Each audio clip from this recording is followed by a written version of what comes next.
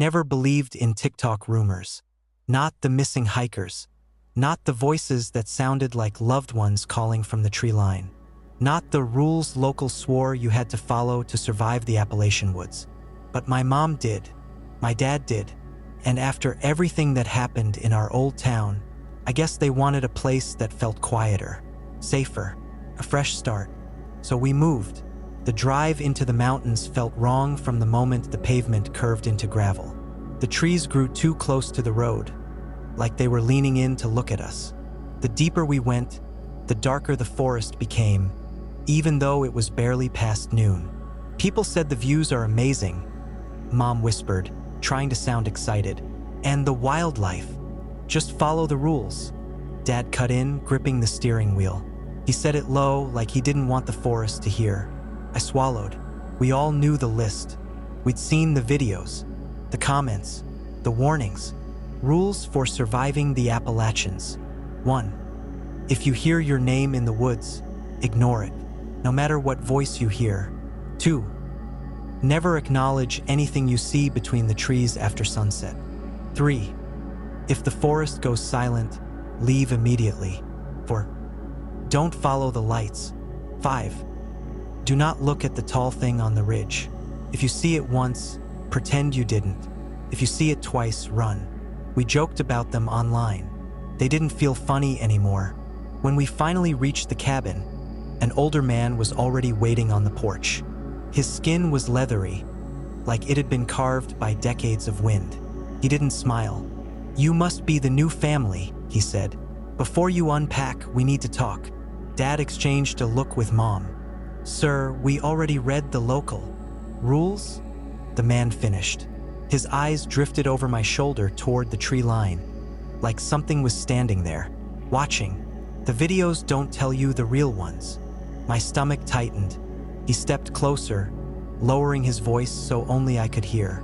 "Night falls fast here," he whispered. "Faster than it should. If something knocks on your door after dark, don't answer. Doesn't matter if it cries. Doesn't matter if it bleeds." A chill went down my spine. Before I could ask what he meant, he grabbed my wrist. Hard. His fingers were cold. As cold. "You hear me, boy?" I nodded. "Good." He backed away, eyes still locked on the woods. Because they like the new ones. Fresh voices. Fresh faces.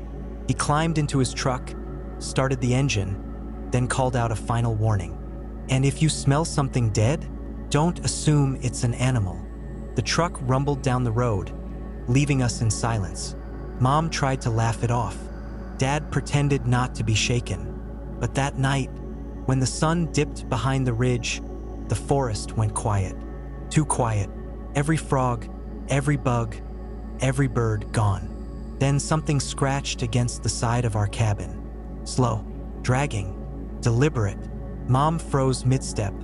Dad reached for the shotgun he swore he wouldn't need. The scratching stopped.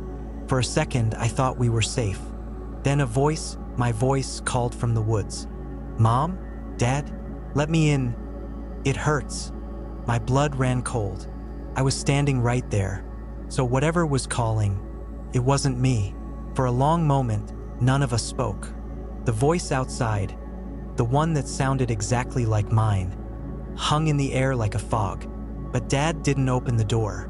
Mom didn't move, and I sure as hell didn't even breathe. Then silence. No footsteps, no scratching, no whisper trying to lure us out. Just the kind of quiet where the world feels paused. Dad finally exhaled and lowered the shotgun. "Maybe it was a fox," Mom said, even though she knew it wasn't. Her voice shook too much. Dad locked every door, every window, even pushed a shelf against the entryway. We stayed up together in the living room, waiting for something to happen. But nothing did. No knocks, no voices, no claws dragging along the walls. Just an uneasy stillness, like the forest itself was listening. Around 3 a.m., Mom dozed off on the couch. Dad sat in the armchair, shotgun resting across his lap, chin dropping with exhaustion. I kept watch, staring at the cracks in the doorframe, half expecting an eye to peek through. But the night stayed empty. And eventually, the darkness softened. The cabin warmed. Birds started chirping, one, then two, then a whole chorus bursting to life. Daytime. The fear from last night felt almost unreal in the morning light, like a nightmare we'd all shared. Mom made coffee. Dad checked the property. I pretended everything was normal. The mountains looked peaceful. Sunlight sliding between pines, a river whispering down the slope. A few locals drove by in muddy trucks and waved with that small-town friendliness that almost felt comforting. Almost. Dad walked the perimeter of the cabin while I followed behind him. "You see anything?" I asked. He shook his head. "No sign of animals, or whatever it was." He didn't finish the sentence, but we both noticed the same thing. Tracks. Not human, not animal either. Thin impressions in the soil like something walked on legs too long for its body. Toes too pointed, stride too uneven. Dad's voice dropped. "Stay close today. Don't wander." We went into town afterward. It was small, one gas station, a diner, a hardware store, and a general store that sold everything from fishing lures to homemade jerky. The locals stared at us longer than they should have. Some with pity, some with warning in their eyes. At the general store counter, an older woman bagged our things. Canned food, rope, batteries, and leaned toward me. "Did you hear anything last night?" she asked quietly. I froze. Dad paused, hand halfway to his wallet. The woman's eyes softened, like she already knew the answer. "Don't worry," she said. "They usually stay quiet their first few nights after new folks move in. They're curious, that's all." My throat tightened. Dad's hand curled into a fist. She lowered her voice further. "Be careful near the treeline, and don't let the woods learn your voice." I didn't ask what she meant. I didn't want to. We walked back out into the sunlit town, bright and calm and completely normal looking. But the mountains behind it felt wrong, like they were waiting for night to fall again. Dad wanted to get home before noon. He said the woods felt off today, like they were holding their breath. On the drive back up the mountain, I watched the tree line blur past the car windows. In daylight, the forest didn't look scary. It looked ancient. The trunks were thick, bark knotted like scars. Moss clung everywhere, drinking up the sunlight. But every so often, I caught the same thing, a gap between the trees, just wide enough to see blackness deeper than shadows should ever be, like the forest had hollows inside it, hollow places big enough to hide something. We pulled into the driveway. Dad unloaded the groceries. Mom went inside to start lunch, and I couldn't shake the feeling I was being stared at. Not watched, stared at. You know that prickling feeling on the back of your neck? Like cold fingers brushing your skin? Yeah, that. It had been there since morning, but now it crawled up my spine like a warning. I tried to ignore it and walked around the side of the cabin to grab firewood. That's when I noticed something on the ground near the window. At first I thought it was an animal pelt, maybe a deer hide someone left behind. But when I got closer, it wasn't a hide.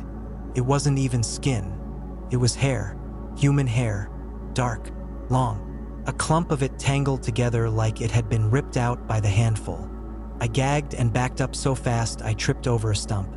The hair wasn't dirty. No leaves stuck to it. No blood. Just a perfect bunch of strands. As if someone had placed it there carefully. Deliberately. "Dad!" I shouted. "You need to see this." He jogged around the corner. When he saw it, his face slackened. "Don't touch it," he said. "Back up." Mom came out next, wiping her hands on a towel. "What's wrong?" Dad pointed. "Someone was here." Mom stared at the hair. Her jaw tightened. Could be a prank. Locals messing with us. But we all knew it wasn't a prank. Not with the way the woman at the general store whispered warnings. Not with the tracks we saw this morning. Not with the voice that copied mine last night. Dad grabbed a shovel and scooped the hair into a trash bag. He tied it up tight and carried it straight to the burn barrel behind the cabin. But before he lit it, I noticed something else on the ground. Footprints. Bare. Long. Too many toes. And the stride. The stride was impossibly long. like whatever walked there had legs built wrong. I followed the prints with my eyes. They led from the woods, straight to my bedroom window, the same window I slept next to last night. My blood went cold. "Dad," I whispered. It was looking inside. He didn't correct me, didn't say I was imagining things, didn't try to reassure me. He just looked at the forest, jaw clenched, and said, "We're not staying here tonight." Mom's face paled. "Then where?" Dad hesitated. "The locals mentioned an old emergency shelter down the slope. We'll go there before sunset." I swallowed hard. "Do you think it's coming back?" Dad didn't answer, but the look in his eyes told me everything. It hadn't left. It was watching us from the tree line even now. Dad didn't waste time. By 4 p.m., he had us packed with only the essentials: water, blankets, flashlights, batteries, a small axe, and the shotgun. He kept glancing at the sky like it was a countdown he didn't trust. "We need to get moving," he said. "Once the shadows stretch, we don't want to be outside." The emergency shelter was a half-mile hike down a narrow trail that cut through the woods. Not far, but far enough to feel exposed. Mom double-checked the cabin door, even though we weren't coming back tonight. Maybe ever. As soon as we stepped off the gravel of our driveway and onto the trail, I felt it. Something was different. The air felt heavier, the woods too quiet, like the forest knew we were leaving and didn't want us to. Dad walked first. Mom stayed behind me. I kept my eyes forward, but my ears felt tuned to every sound. A branch snapped somewhere deep in the trees. Not near us, not far either, just following. I pretended not to hear it, even though my chest tightened. Mom whispered, "Don't look back, just walk." We moved faster. Sunlight slid through the trees at a slant, stretching shadows across the trail like long black fingers. The mountains always made the days feel short, but this felt worse, like the sun was running away. Halfway down the slope, we found something that made us all freeze. A boot, just one, sitting upright in the middle of the trail, as if someone had stepped out of it. Dad nudged it with the end of the shotgun. Nothing inside, but beside it, drag marks, deep grooves in the soil, leading off into the underbrush, then stopping abruptly like whatever dragged the person just lifted them. Mom grabbed my arm. "Keep moving, keep moving." We did, but the forest didn't stay quiet. Twigs cracked in patterns, 3 steps, then a pause, a soft shuffle of leaves, something large exhaling behind the trees, somewhere parallel to us. Not running, not hunting, escorting, like it wanted us to know we weren't alone without actually showing itself. I kept my eyes on Dad's back and whispered, "Is it following us?" Dad didn't turn around, didn't speak, but his shoulders tensed and his hand tightened around the shotgun, which was all the answer I needed. The trail grew steeper, the trees thicker. The air felt colder. Then we saw it, a rusted metal door, half buried in the hillside. Branches grew over it like the forest had tried to swallow the structure whole. An old emergency shelter, county use only sign hung crookedly above it. Dad rushed over and grabbed the handle. It screeched as he pulled it open. Inside was darkness, stale air, and the smell of damp concrete. But it was shelter, and we didn't have a choice. "Get in," Dad whispered. Mom and I stepped inside when something moved at the tree line. Not fast, not charging, just standing. A shape, tall, still, long arms at its sides, its body too thin to be human. I blinked, and it tilted its head, an unnatural, slow, almost curious tilt. "Dad," I choked. "Please, close the door." He looked once, just once, then slammed the metal door shut so hard the entire shelter rang. He threw the bolts, locked us in. We stood in the pitch black, listening. The forest went silent. Then something brushed against the door. Not claws, not fists, fingers, long ones, dragging down the metal slowly. Mom covered her mouth. My knees almost gave out. Dad held the shotgun tight, breathing hard in the dark. "It knows we're here," I whispered. "No," Dad said, though his voice cracked. It already knew. The metal door stayed quiet. No more dragging fingers. No scratching. No voice calling our names. Just silence thick enough to crush a person. Dad clicked on his flashlight. The narrow beam cut through the dark like a knife, revealing concrete walls, peeling paint, and shelves lined with dust so thick it looked like ash. Mom whispered, "Is it gone?" Dad didn't answer. He only kept the flashlight pointed at the door, just in case. After a minute, he motioned for us to stay close as we moved deeper inside. The shelter was bigger than I expected, maybe the size of a school classroom, but colder. In the corner sat 2 metal bunk beds and a rusted table. On the table lay a stack of notebooks, their covers warped from moisture. But what made my stomach drop wasn't the beds or the notebooks. It was the smell. Rot. Old rot. Like something had died here long before we arrived. The flashlight drifted toward the back wall, and that's when we saw the stains. Dark brown. Smeared. Long streaks across the concrete like someone had been dragged across it years ago. Mom clutched my shoulder. "We shouldn't be here," but Dad shook his head. "We don't have a choice tonight." He set the shotgun on the table and flipped through the nearest notebook. The first few pages crumbled like dried leaves, but further in, the writing was still legible. And the entries, they weren't good. Entry number 17. "It comes at sunset. Always sunset." Entry number 19. "Don't let it learn your voice." Entry number 23. "The forest is not alive. It is listening." Dad flipped faster, his breathing sharp. Entry number 31. "If you see the tall one twice, you're marked. Hide. Hide until morning." I froze. We saw something on the ridge our first night. Just a shape in the dark we thought was a shadow. And again today, twice. Dad's face drained of color as he read the next line aloud in a whisper. Entry number 32. "It doesn't kill you. It replaces you." Mom grabbed the notebook out of his hands. "Stop reading." But Dad wasn't looking at the pages anymore. He was staring at the far bunk bed. The bottom mattress was torn open. Stuffing spilled out. But mixed in with the stuffing, bones. Tiny ones. Ribs. Finger bones. Maybe a spine. Not fresh. Old and yellowed. I stumbled backward, hand over my mouth. Dad moved slowly toward the bed. "Someone hid here. A long time ago. And didn't leave," I whispered. The flashlight flickered. Just once. But it was enough to make Dad freeze. He tapped it. It steadied. But something else didn't. From the back corner of the shelter, somewhere in the dark beyond the flashlight's reach, I heard a sound. A breath. Wet. Shaky. Too close. Then a whisper. "Don't look!" Mom gasped. Dad spun the flashlight toward the noise. The beam landed on nothing. Just a dark concrete wall. No one there. But the whisper, it hadn't come from outside the shelter. Came from inside with us. Dad whispered, "Stay behind me." Mom grabbed my hand. And then, something shifted in the darkness near the ceiling. A soft scrape. A thump.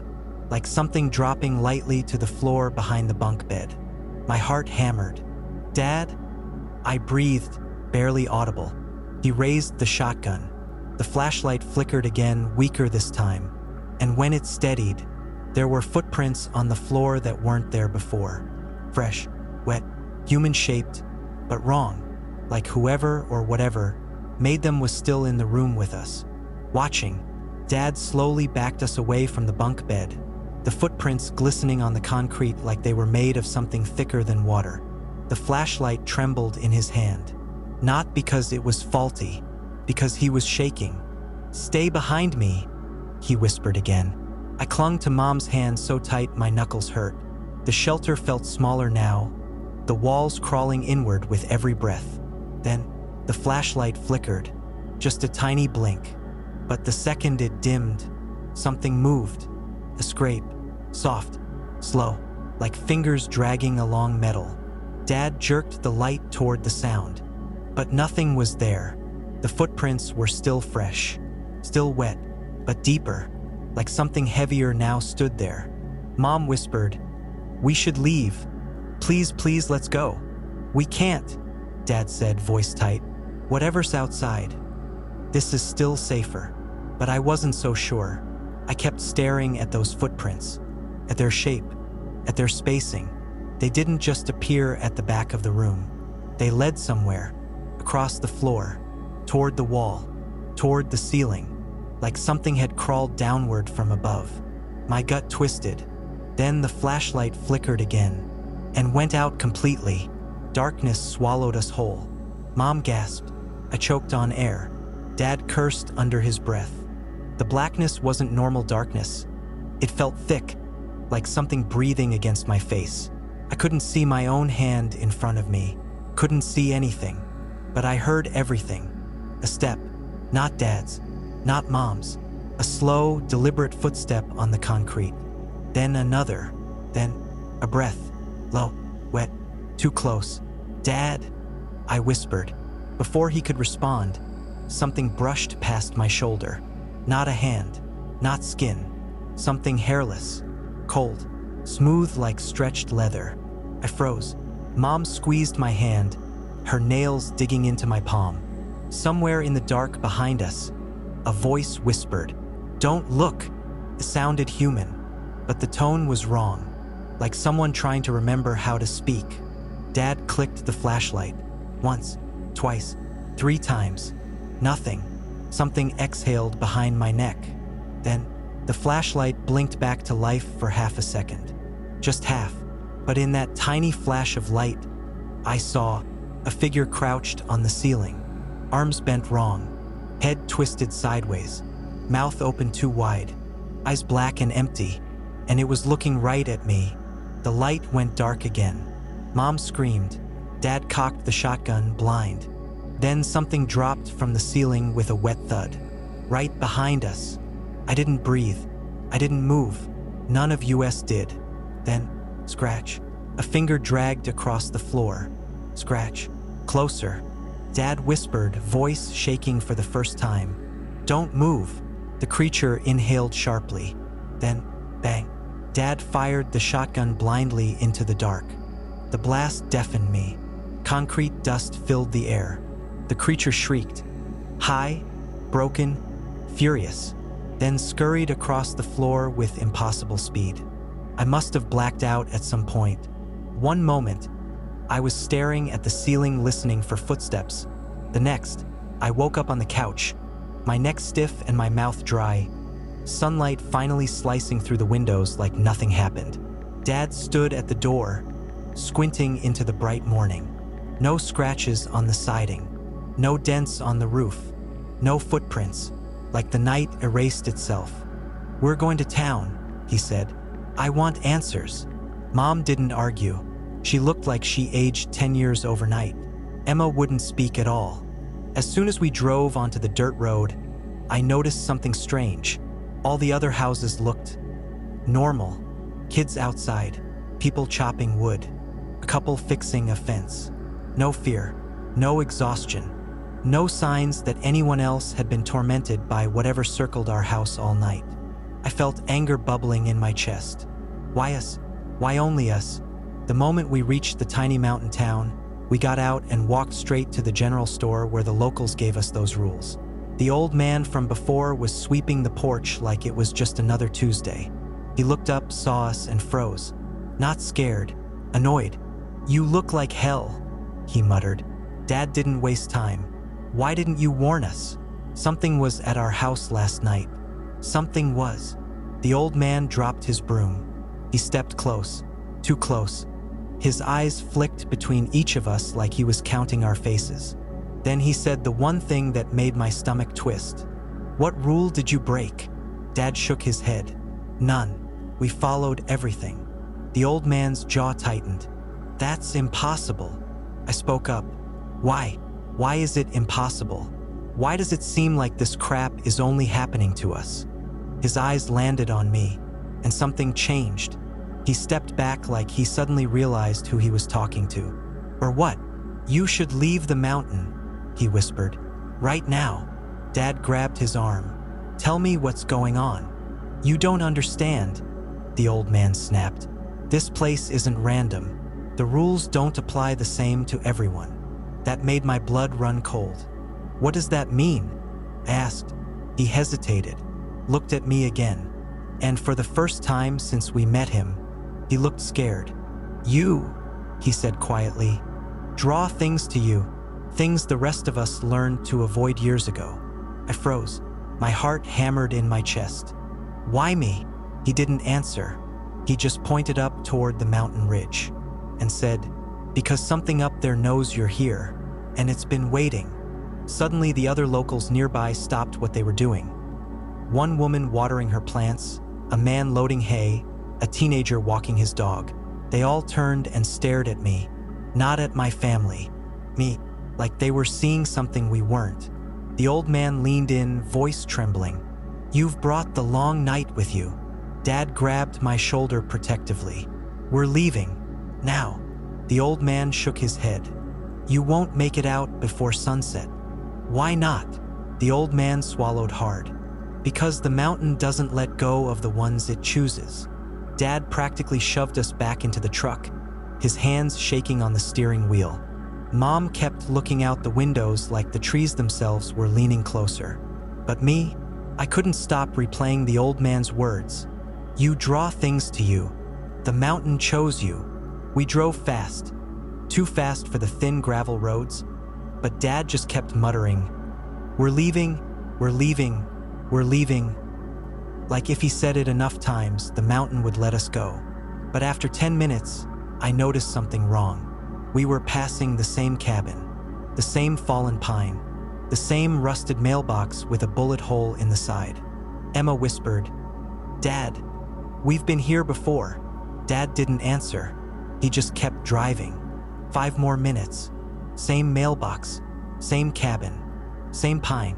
Mom finally snapped, "Turn around." Dad slammed the brakes so hard dust exploded around us. He threw the truck into reverse, then stopped. There was a man standing in the middle of the road. No, not a man. A shape, tall, thin, and wrong. Its limbs bent like broken branches. Its head tilted too far, like it was studying us upside down. Dad froze, knuckles white on the wheel. Mom whispered, "Don't look at it. Don't look." The shape took 1 step forward, just one, and the forest went dead silent. Then I realized something worse. It wasn't looking at my dad, or my mom, or Emma. Its head, tilted and twitching, was angled toward me, like it recognized me, like it had been waiting for me to come back around that bend. I felt my chest tighten, my vision tunneled, my whole body screamed run. Dad slowly reached for the shotgun, but the old man's words echoed in my head. "What rule did you break?" And another one, "Don't acknowledge anything that looks human after dark." Except it wasn't dark now. So why was it here? Dad opened his door to grab the gun from behind his seat. The creature took another step. Closer. Mom grabbed him. "Don't move. It reacts to movement." Something slammed onto the roof of the truck. The metal caved. Emma screamed. I felt the whole vehicle shake like something massive was crawling over it. Dad ducked, covering Mom. Glass cracked. Whatever was up there was heavy. Too heavy to be human. The thing in the road suddenly snapped its head upward, toward whatever was on the roof. Then it stepped back into the trees, retreating, yielding, almost like it was afraid. But the thing on the roof wasn't. Slow, dragging fingertips scraped down my window. Not tapping, feeling, searching. It stopped right near my face. I knew. It was staring at me through the glass.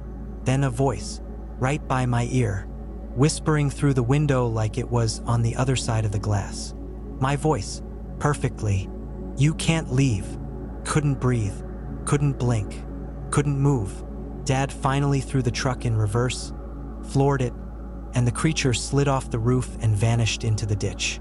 The truck fishtailed, gravel spraying, engine screaming.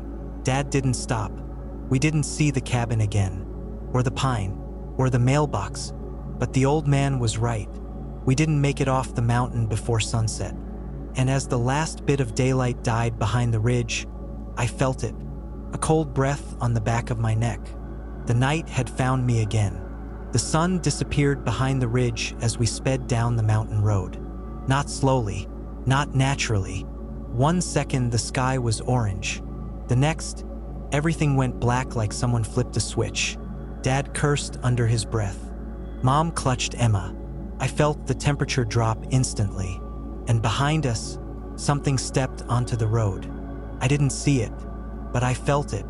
Heavy, wrong, like the night itself had weight. The truck headlights flickered. The radio hissed. Then a voice came through the static. My own voice. "You shouldn't have run." Dad shut the radio off with a shaking hand. Didn't matter. The voice came again, but this time, from the back seat. "You belong here." Emma screamed. "Don't look back." Her voice cracked with terror. I didn't. I stared straight ahead, hands gripping the seat so hard my nails dug into the fabric. But I could feel it behind me in the darkness of the truck bed. Cold breath rolling down my neck. Fingers, or something like fingers, brushing my hair. Mom whispered a prayer. Dad floored it, tires screeching as the truck tore down the last winding road toward the base of the mountain. But the thing was faster. I heard it crawling along the outside of the truck, its limbs scraping metal, its weight denting the roof, its head dragging against the window beside me. Then it spoke again. Not in my voice, not in anyone's voice. Something ancient, old enough that words didn't sound right coming from it. Chosen. My blood ran cold. Dad screamed, "We're almost there. Hold on." And we were. The bottom of the mountain came into view. Streetlights, a paved road, civilization. But the second the truck's tires hit the pavement, the creature shrieked. A horrible, bone-splintering sound that rattled the entire vehicle. The roof caved inward as it slammed its weight down. Once, twice, a third time, Dad lost control. The truck skidded sideways, slammed into the guardrail, and spun out. Everyone was thrown around. Glass shattered. My ears rang. My vision went white. When the world finally came back into focus, the creature was gone. The fog was gone. The night was normal. Car headlights glowed down the road. Someone pulled over and ran toward us yelling for help. We made it. We escaped. But then I noticed something that made my stomach sink. The locals had been right. I draw things to me because on the side of the truck, scratched deep into the paint by something with claws far too long, was a message. You can't leave what wants you. Dad saw it. Mom saw it. Emma saw it. No one said a word. The paramedics arrived. The police asked questions. We were taken somewhere safe. But that night, as I lay in a hospital bed, shaking and trying to convince myself it was over, I heard tapping on the window. Slow, steady, patient. Then my voice whispered from the glass. You left the mountain, but I didn't. The tapping moved to the door. Let me in. And that's when I understood the final rule. The one the locals never wrote down. Once the mountain chooses you, creatures don't stay on the mountain.